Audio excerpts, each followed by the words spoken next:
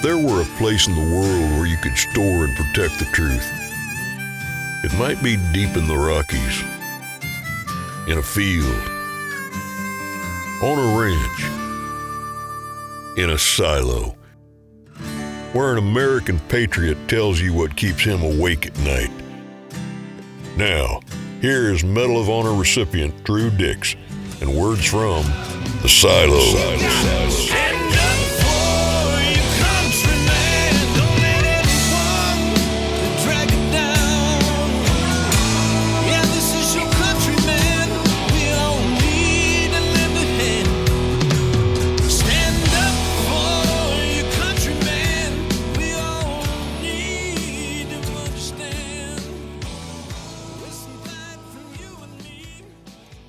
All right, folks, welcome to episode 5 of The Silo.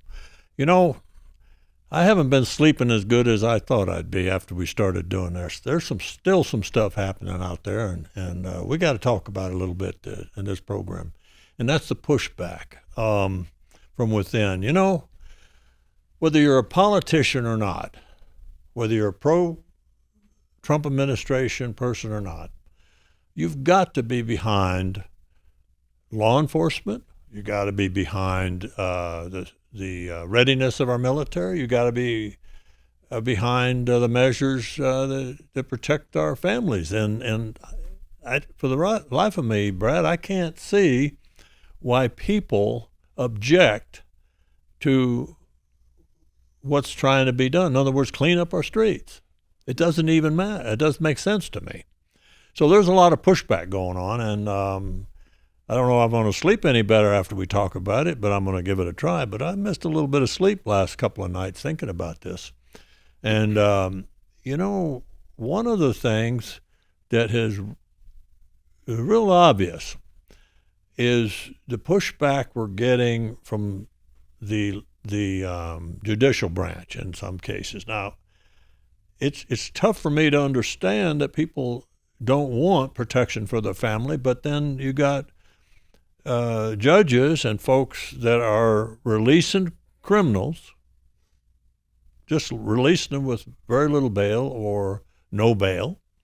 And then you got people that are against deportation of gang members that are here illegally. So have we gotten any calls from to the center or to you on the last program we did about crime in the communities? Well, I know that since we've done that, we've hosted a forum at the Center for American Values that you participated in, and I think we learned from that it was I don't know if it was a police chiefs forum, but it was a police forum, first responder forum. But the chiefs of police have signed a urgent appeal to the legislation and the governor of Colorado with public safety action necessary. Can you tell us a little bit about what you learned on that? Yeah, first of all, the center was really proud to be able to host this forum of law enforcement, and these are the senior law enforcement across the state. So we had about 70 down there, Brad, and I gave a little talk about being a kid, and because that's who they deal with is young people, and what the school's role is in the communities. But one of the questions that a former Pueblo police chief asked was for me to comment on the accountability. And I wasn't sure what he meant. Pretty simple question, and maybe I wasn't picking up on it, but what it was there's Colorado Association of Chiefs of Police send a 4-page letter outlining their concerns, and they sent it to the governor, the speaker, and the president of the Colorado legislature. And in there, it basically starts off and says, you got blood on your hands. And I agree. How in the hell can we, as a nation, put political... I think some of the politics side of this are doing it just because they can, the freedom of speech kind of thing. And I'm all for freedom of speech, but I'm for protecting our people. And in there references the shooting in Pueblo where 3 officers were shot, and fortunately they survived. But unless you shoot the guy that's doing it, there's no accountability. Yeah. And now they did, thank God, they shot the guy. He won't do that again. Right. And he was out on. I think the problem is that he was out on bond or he had a murder. Maybe he was up for a murder. Yeah, and he was out. Yeah. Well, and when you listen to the news, and you're in your hometown, and I'm in my little town west of here, you don't think it's happening here, right? But when it happens in your community, then you start, wait a minute, this is really happening. These people that are committing these crimes are let out. Mm-hmm. And there was one that had about 80 felony charges, that I read about. So you read about stuff, it gets you all riled up, and then somebody says, oh, it's not that big of a deal. Well, it is that big of a deal because it's happening. Well, the attacker in Pueblo, I mean, he got off 80 rounds at the police, and he wanted to target police. Yeah. And so what kind of person does that, So anyway, we got to get in front of this, and I agree with the letter. I guess it's, it's a 4-page letter. I don't know if I agree with everything, but I probably do. But the blood on your hands thing is real. And we've all heard it. It's happening in other communities, Philadelphia and all these others, in Detroit and L.A. and New York, about police getting ambushed, getting killed, and they're trying to save people. Mm-hmm. What is the pushback? What from the judicial system? So, was it only motivated by politics, or is there some legitimate pushback that gets intermixed with rogue players that might be pushing back just for political purposes? I think it's all political. All political. I think it is. I mean, how could you agree that taking somebody's life, giving them a $1,000 bail or no bail, and then they go out and commit the crime again? Uh-huh. There was a time in our history and in my history that you didn't want to take the life of the person that did the shooting because you wanted to figure out why, the motivation behind that. We're beyond that. Yeah. If they shoot at a police officer, take them out. Yep. Absolutely. 100%. Especially if it's a self-defense thing, and it would be. In my day, in your day, I was told that the only thing you say to a police officer is yes, sir, or no, sir, or no, ma'am, and only no if they accused you of something and you didn't do it, right? Yeah. And you just don't. How many of these crimes that we've been reading about would have been solved if they just listened to what that officer said? Sure. But I'll tell you what, people are thinking like we're thinking, and this is going to get some legs in this, because until it happens to those individual lawmakers, it's not going to get solved. They're living in some kind of a world out there where they believe that everything in the name of freedom of expression and speech means you can do anything. No. Right. Founding fathers didn't mean that. No, not at all. So talk a little bit about how the pushback kind of affecting, like with some of the deportation discussions that are out there. Can you talk to that a little bit? And what the president is doing now, deporting people to Salvador. I had a conversation with somebody about 5-6 years ago. I don't think it was you, Brad. It was somebody that I said, I see a day where we contract with Mexico, because at that time it was really all from Mexico, pretty much. There was a few from other countries, but now Mexico is not our problem. They're just coming through from there. That's brilliant. Those gang bangers that are down there President Bukele's prison, they need to be there. And how many people do we put down there? A few hundred. Can you imagine what it cost us? If you just look at cost. Yeah. I think Bukele said it's very good money for us and it's cheap for you. He was right, because it costs what, $75,000-$100,000 to incarcerate somebody. Yeah. Some of them are just in Club Med down there in prison, having a good time. But I saw a thing today that there was some pushback on that Trump had said he was going to deport 1 million people, and the person in the Twitter, or what it was on X, I guess, not Twitter, dating myself, but that what about the other 39 million? Because there's numbers out there that 40 million illegals came through. Yeah. Well, Brad, and the people that put Trump into power, into the office, a lot of them are already saying that he's not doing what he said he'd do. Well, he hadn't been there but about 3 months, and he's doing a lot. It takes time. And what I admire about what he's doing is his cabinet is all together.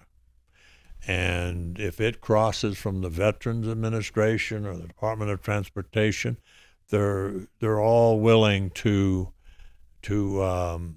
run the same trajectory to cut waste and fraud.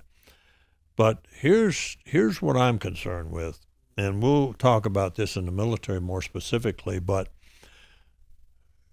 when the Secretary of Defense said, I read somewhere, and I read it, but I don't know if it's true. He said it, but he said 99.9% of the DEI programs are eliminated. Well, that might be true, totally, but whether they have down in the trenches, the mindset of those people, that hasn't changed. This has been going on for quite a few years, and those people are there, and they actually believe that, and they're throwing in little problems with interference with what the administration is trying to do. Now, I'm here to tell you right now, this is not a pro-Trump program. This is a common sense program, and he just so happens to be the guy that's doing what I want done. Hopefully that every election it doesn't get turned around where somebody just says, okay, I'm going to undo all that stuff. We gotta make these changes deep, and Trump needs to go deep, deep, deep and get rid of people that are not supporting service. If you're in a service-oriented department of the U.S. government, that's what you do, is you provide service to the citizens. Yeah. Not take pictures of something or discard something and cause some interference so it doesn't get done. It's happening a lot. Yeah, unfortunately, with the unwind, I mean, we talked about that earlier today, that, if it's always political, it's going to be difficult to get momentum for the better good. But what about some of the judge rulings and stuff with the pushback that we're seeing with some of these judges and that power? It's been talked about that it's going to take the Supreme Court to reel in these judges. Now, I made a comment at the forum, and there was an individual there that knows, and I said, how do they shop these judges to get the decision they want? She said, well, that doesn't happen. And I'm thinking, but if you get a sympathetic judge that takes it on in that community, then our law is based on precedents. So if there's a ruling in a district court somewhere, it's going to affect. Someone can use that. Mm-hmm. I'm not an experienced lawyer, obviously, but it seems like it's upside down. If you commit a crime and you're guilty, you go to jail. Seems simple. Simple. Seems simple. There are people that just, I think there's some pushback within the Border Patrol in those. We recently heard about some corruption where they were taking bribes and stuff, and that's probably always a possibility. But I'm pretty sure the Department of Homeland Security will nail that. Tom Homan, Christy Noman, say the name of a couple, will get right on it. Those things fester over a few years of this lenient, this loose activity on the border where you're just doing nothing but almost like traffic control, bringing them through, where you think you're doing a good job when you're passing out bottled water. Why would they have those loose policies, though? I mean, what's the end game there? Is it just for? I don't understand. I don't either. And I guess if we do nothing else in this program, we let people know, if they're listening to us or watching us, that it's okay to know what's right or wrong and stand behind what's right. Sure. I mean, you ask a question, I can't even comprehend how we got that way. There are people lined up coming across like herds of caribou in Alaska. I used to watch them, just coming with a mission. I used to watch the enemy cross the border in Vietnam, but we knew how to take care of them when we saw them. Yeah. And here we are watching them come across, their hand out. Now, one of the big pushbacks is the administration has said that no more benefits to non-U.S. citizens.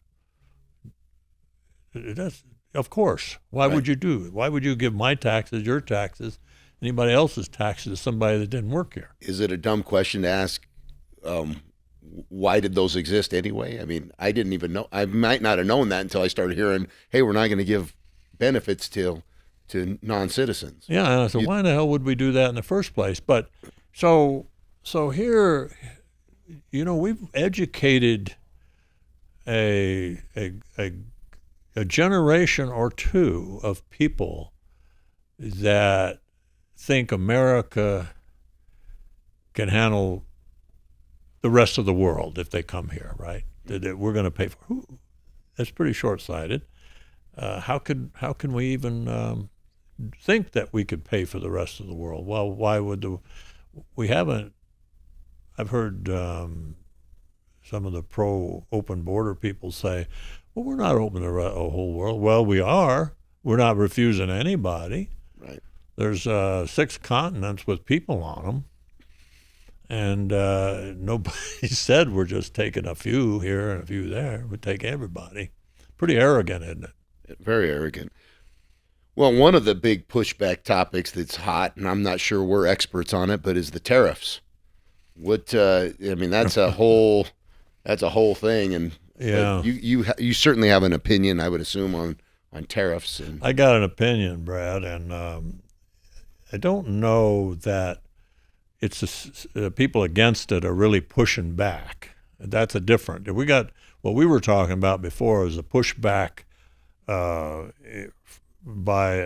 the corruption and the soiled mindset of those in the government. But the pushback on the tariffs, I mean, it's strictly a business deal, and I can understand both sides of saying, well, we shouldn't raise all the tariffs automatically. We should look at some. But I think one very basic rule is equality. If they charge us 25%, we charge us 25%. Now, where the negotiation comes in, if they have something we want, we can reduce the tariff appropriately. And if we have something they want, it's a deal. It's called a deal. But some of the legitimate, it's not a pushback. It's just some people are worried about their industry or their job because of the price of steel might be too high and all that. That's all coming out.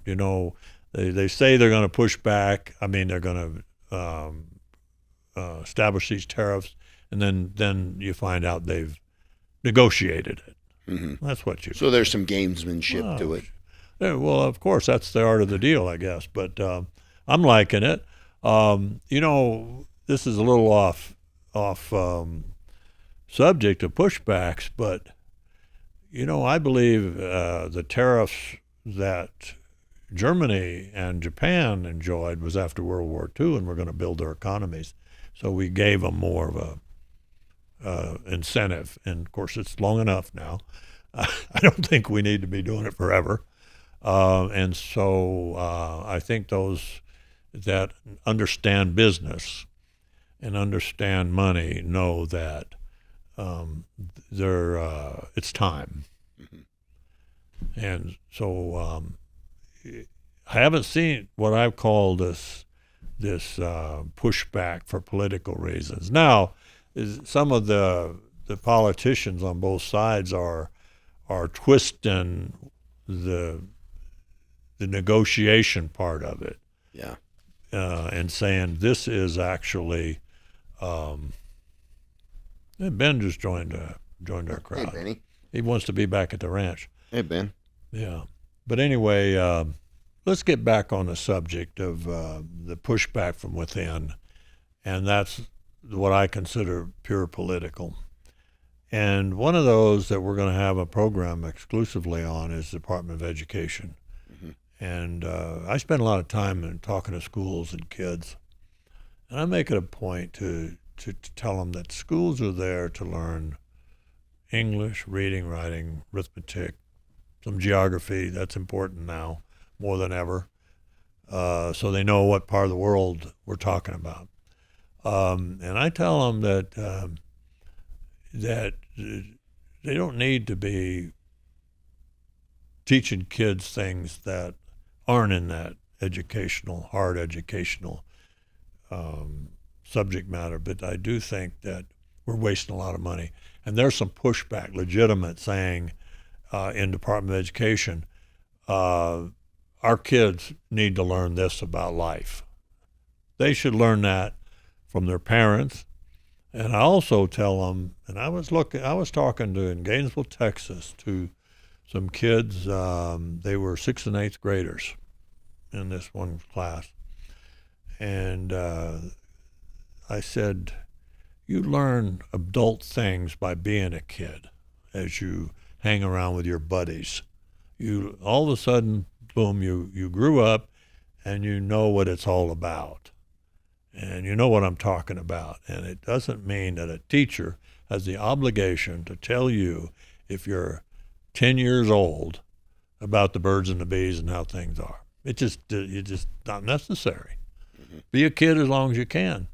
There's legitimate pushback. There's people, because we've been doing this for, it's not just the last 10 or 15 years, it's 20 or 30 years been going that way, where the education system feels like they know what's best for our kids. And that's the pushback that is going to take some cleaning up, because the teachers union is pretty strong. And if I were them, I'd be embarrassed. We're one of the lowest of the developed nations. I've heard there's about 40 that we track. We're number one in how much we spend, and we're in the bottom on the education of the product that comes out. Why is that? Because we waste time on... We're wasting money and time. I'm sure the teacher's load isn't what it used to be, but let's face it, they've turned teachers into counselors and nurses and everything else. They just need to teach their subject, English, and maybe in some schools they're also the math teacher. But get back to business, and our kids are going to get, be better off for it, and their country will. Well, how do you think, I guess with the advances in technology, you think they'd be able to do it even more efficiently? So to be last. The technology that's what they sold us on. High tech is going to make us more efficient, but it's making it worse. The ignorance. I don't think there's some people in America that are just plain ignorant. I think it was Ben Franklin said we're all born ignorant. It's up to us to learn. And that's where the Department of Education was designed to do, but they've gone overboard. We're not learning what it takes to be a good, productive citizen. The family thing, it needs to get back to the families. Kids be kids as long as you can, because you never know that fast when you have to make an adult decision. So we've hit on law enforcement, we've hit on education, hit on government a little bit.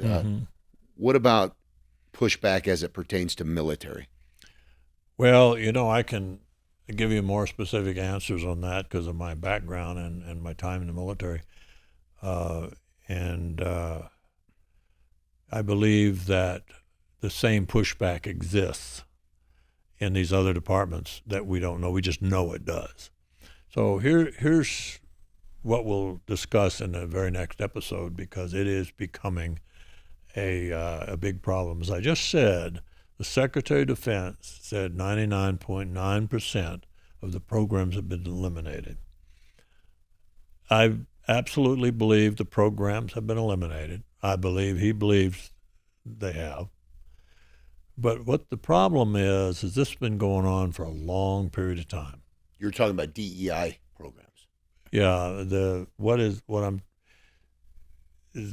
whole concept of diversity, equity, and inclusion in the military, you can't just stop it with a stroke of the pen. You can make it illegal to talk about it, but there's an element in our military that we're brought up that way, and they still think that way. So how are we going to clean that up? The military is the one where you said, well, it'll get cleaned up at the right time, but that's too late. That's when we're in a war somewhere, and we were depending on our strength and our as an organized element. What I know for a fact is 10 years ago or more, I started seeing this in the military because I've spent a lot of time on military bases, did some training for some operators. And you could see that they were recruited with the idea of making the military diverse. So if they're recruited that way, then that's what they believe. Because they believe in themselves as, oh, here I am, I'm a good soldier, I was recruited that way. Just because they think they're a good soldier doesn't mean they are, right? So, no, I think we've got a lot of work, and I don't know that we can do what needs to be done, and that is to establish a very deliberate organization to go in there and purge this stuff out without damaging the morale of the military. What about say somebody can pull off that miracle of not damaging morale, not losing ranks or people, right? Because they have recruiting crisis, maybe. Yeah. I don't know if it's a crisis, but I think it is. And so if you can't recruit, and you got to change the mindset of a handful of people, how do you handle that? Well, I think some of my concern is already overcome by events because they are recruiting now. And so what we hope, and I believe to be true, that people are joining again because former military people are saying, hey, try it, it's a good place to be. But the same people, like me, would not encourage anybody to have gone in the military the way it has been going. So with the recruiting numbers up means that I think we can get down there and clean this thing up. But you got to do it smart. You're really smart, because before you get rid of them, you've got some people that could do damage to internally. Sure. And you don't want to get rid of anybody that's good just because they might have been misguided on some things. I mean, there's some that went DEI because they thought that was what their leaders wanted, and it was. But they really didn't believe it, right? Sure. So it's a good chance to turn it around. Makes sense. Yeah, that's going to be interesting to watch. And then, of course, in the with the politics and depending on what happens to see if stuff can stick. Yeah. Well, you just wait. Some of the pushback in the Department of Defense is going to be in the contracting world. There's a big corporation losing big contracts because they were wasteful. They're going to push back because it's money, big money. But you got to have somebody with the balls to say, okay, or whatever, to no, we got to do this to save us money. We're going to make us a more effective fighting force, reduce the budget because we can reduce the fraud and waste. We don't have to cut anybody out. So, good example. There was a study that STARS, remember I've talked to STARS about them before, and I'm on an advisor for them. They're a good outfit. They published a deal where some geniuses in the Pentagon said they're going to cut 90,000 end strength of the Army. 90,000 out of just under 500,000 that we have. Well, that's pushback in my opinion. You can cut a lot of waste, but you don't cut the ones doing the work. It's just the same as I mentioned before. When a city is reducing their budget, they're going to say the fire department's going to cut so many $1 million, and we're going to lose babies in house fires. So in the military, they're going to cut 90,000. I don't think they're going to do it, but that was leaked out to kind of counter the reduction in Department of Defense. And I think they're handling it pretty well by explaining that away. Some major at the staff level, lower level staff person is in the bowels of the Pentagon coming up with this, we can do this 8% of the budget, which was the number in Department of Defense, by cutting out 90,000 soldiers. Well, that's stupid. Let's cut down the fat, no pun intended, but we're hitting it right on the head. Those overweight, get rid of them if they can't pass the test. Also, all the civilians that are contractors being paid to do work that maybe we don't even need work done. Do you believe the 90,000 that they've cited would be those? No, they're talking about soldiers. Soldiers. Yeah, that's stupid. I mean, those 90,000 soldiers are what we're going to need if we do get into war. It's not the folks in the rear. Yeah. So that's a pushback that these, quote, legitimate staff studies to get out there, and somebody is horrified, we're going to cut the military 8% and we're going to lose 90,000 soldiers. Well, no, we're not. I guarantee you, and I can't claim to know all the working parts of the Department of Defense, who does, but I guarantee you that you can find 8% of waste. Sure. And not cut soldiers. Not cut soldiers. We'll get into this in the next session for next week, more specifically about the benefits of the volunteer army and volunteer military. Yeah. Well, great. As always, the sponsors, Center for American Values, and our production team. This has been great. If you'd like to give to the Center for American Values, you can always go to our website, www.americanvaluescenter.org, and support the center, support what we're doing. We're doing some great work there. And the podcast, this has been fun. Some of these topics are a little over my head, so I like being here and learning from you. Well, I don't know about learning from me, but if you're sleeping well, I guess I got to find out how you're managing, Brad. If you're sleeping good, but I'm missing some sleep, and my mission is to get a good night's sleep. Well, I was sleeping well till I started talking to you. You know, Brad, I think we're making a difference. I was sleeping pretty good for a while, and then I started losing a little sleep. Now I'm losing a little more because I'm getting calls from people that say, "Hey, this is what bothers me. Think about it." And so I am thinking about it. So what we're trying to do here is get other people to take some of that load and thinking about some of this, because if you remember, tolerance is a character flaw. Just because no one knows doesn't mean it isn't true.